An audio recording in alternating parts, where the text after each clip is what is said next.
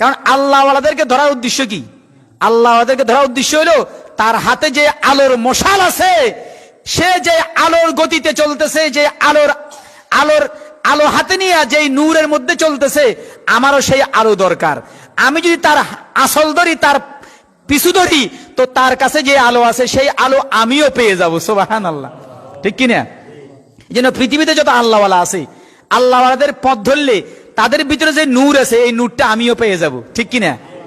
এটা আল্লাহ কোরআনে বলছেন তো, নূরুহুম ইয়াসআ বাইনা আইদিহিম ওয়া বিআইমানিহিম। কিয়ামতের ময়দানে ঈমানদার যারা হবে তাদের চতুর্পাশে নূর ঘুরতে থাকবে। সুবহানাল্লাহ, নূর আর আলো ঘুরবে। কাফেররা বলবে আমাদেরকে একটু আলো দাও, কিন্তু সেদিন কি আলো পাবে তারা? না।